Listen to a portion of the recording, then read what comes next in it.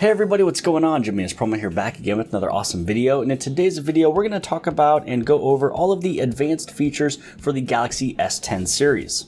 When it comes to Samsung Galaxy devices, the most fun menu to go through is the advanced features. So to find that, you want to go inside of your settings. You'll scroll down to where it says advanced features, and inside of here is where you're going to see a whole bunch of fun, amazing, cool things. Now the first thing that you will see is accessories. So if you are wearing one of these Samsung Galaxy accessories, maybe the flip cover and some of the other things, there will be a few different accessories or a couple different settings that could be added into this menu. So as of right now, you will be able to notice that you are able to turn on or off your fast wireless charging capabilities. So there's a few people out there that would like the fact that they would like to turn off the fast wireless charging if they feel it hurts their battery or it gets their phone just a little bit warmer. Now for me, it doesn't bother. I am going to keep my fast wireless charging option on, and that is the only setting that we have in this phone as of right now in this moment in time. The next one down here is going to be your Bixby Routines. It's a way that you're able to pretty much touch on any of these. You can also add these to your home screen to do a whole bunch of setting changes for you. So maybe when you arrive home via your location, it'll turn on your Wi-Fi and Bluetooth and a few other things. You would also be able to add in your own routines by hitting on the plus button, and you're pretty much doing a if and when type of a setup. So this way you'd be able to make and curate your own customized Bixby routines. Now below that is going to be the Bixby Key. Now there's been a latest update with Bixby which allows you to change what happens when you press the button one time versus what happens when you press it 2 times. Now you are able to set it up that if you press your button once, it'll open up Bixby, and then when you use a double press, it can open up a different app. Now I have this top one turned off only because I've already set this one up right over here for the way that I like to use my phone. So I would like to open up Bixby by pressing it twice, and then the single press will open up my Google Assistant. Now there is a way that you can go through here and you'd be able to add any other application that is downloaded or pre-installed on your device, and you can also make it run a quick command. So maybe what'll happen is if I press the button one time, it's gonna know that I'm home, and some of the stuff that it's going to do is go through some of these setting changes here, which is turning on the Wi-Fi, turning on Bluetooth, setting the ringtone to a particular ring volume, as well as setting my alarm for 7 a.m. And you can always change that for whatever you would like. And if you would like to change it, you go inside of the quick commands. You can choose any of these, and you can also create your own. So this one right here is actually for the operation of movie. So as example with movie, I put a simple little quick command there to change my brightness to 40%. So right now I'm going to turn it down just a little bit. I'm going to press on the button one time, and you're going to notice that it's changing my brightness for me automatically. So again, you are able to make it pretty much do anything that you want it. So now I'm going to head back right over inside of the settings, go back to the advanced features, Bixby Key, and for the single press, I'm going to put it right back over into open the application of Google, just because for me, multiple times a day, probably a dozen times a day, I'll go inside of here, and then on the very bottom, I go underneath Discover. So this way I can see what is going on in the world today. So let's head back over inside of the settings, go back to advanced features, and let's go down on the very next thing on the menu. So for the pop-up view, it's a way that you're able to get notifications and have them pop up in a way that will make them into a small little pop-up screen. So usually you're gonna probably have it set up for messages and probably Facebook and a whole bunch of other applications. So this way, it's not the full-fledged running application. It's a quick view, a smart little pop-up view. So in this way, you'd be able to respond back.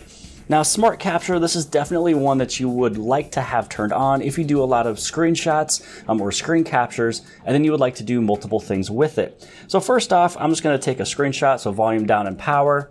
It took the screenshot, but you can see that nothing popped up. Now, once you have this one turned on, I'm going to do the power and volume down again. And so now you're going to see a bunch of different options on the bottom where I can scroll down for more. I can crop, draw, as well as share.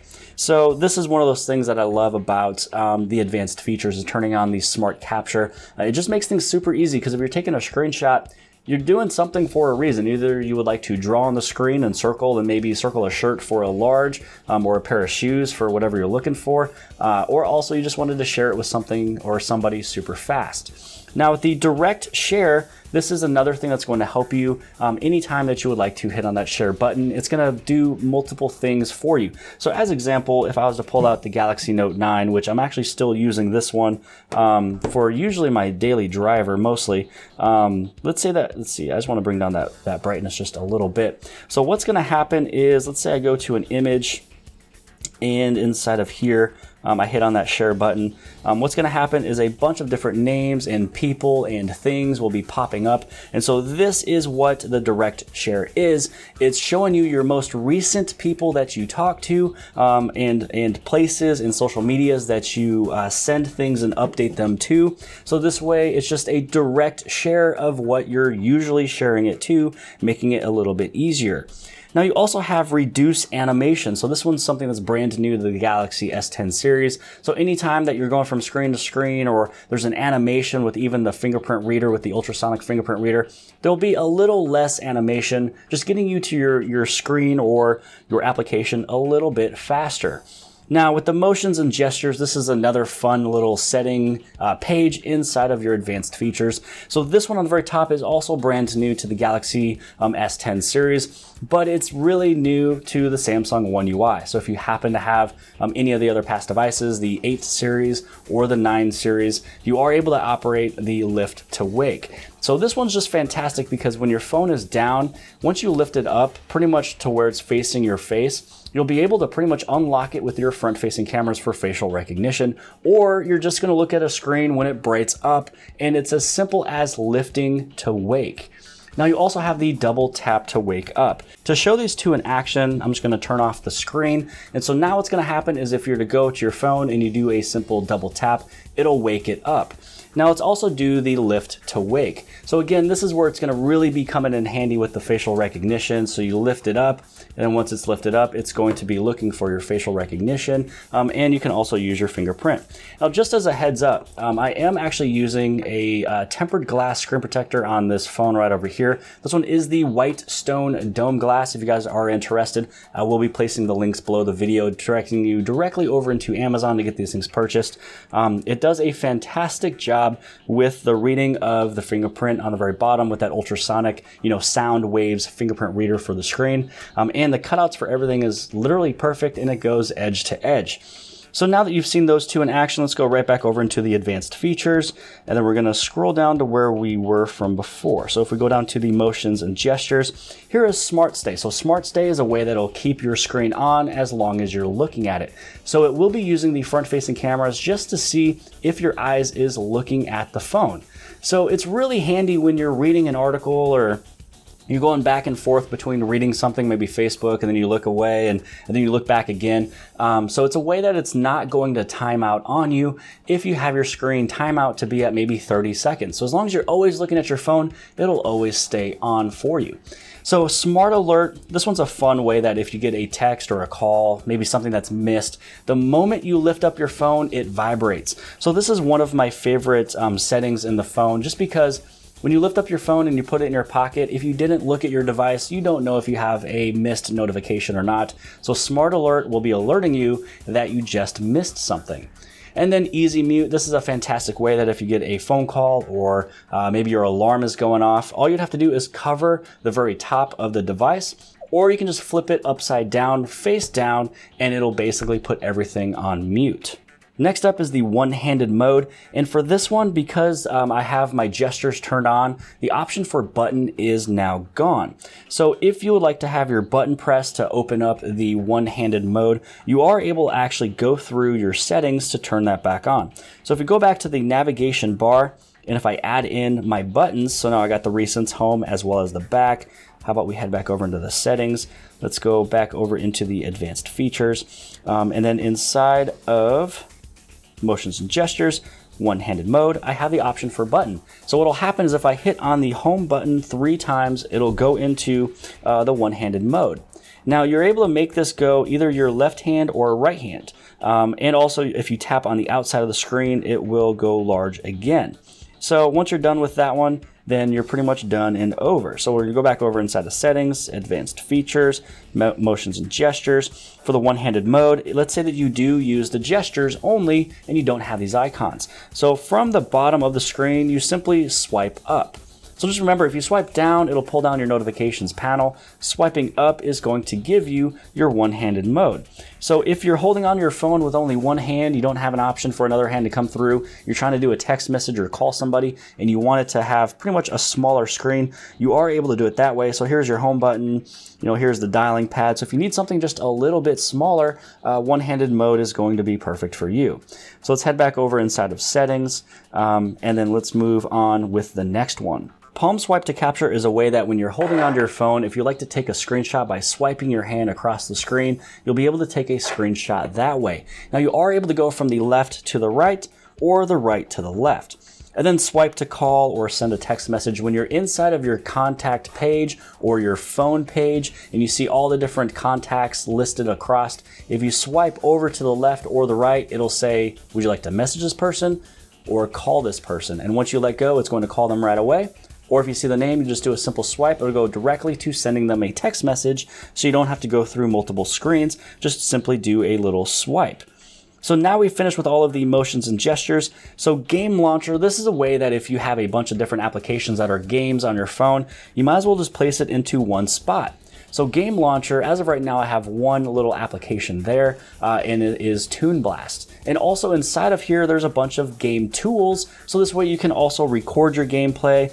You can turn on the do not disturb and a whole bunch of other options with inside a game launcher. But in the future, I will do a dedicated video for game launcher and game tools just to show you everything you're able to do.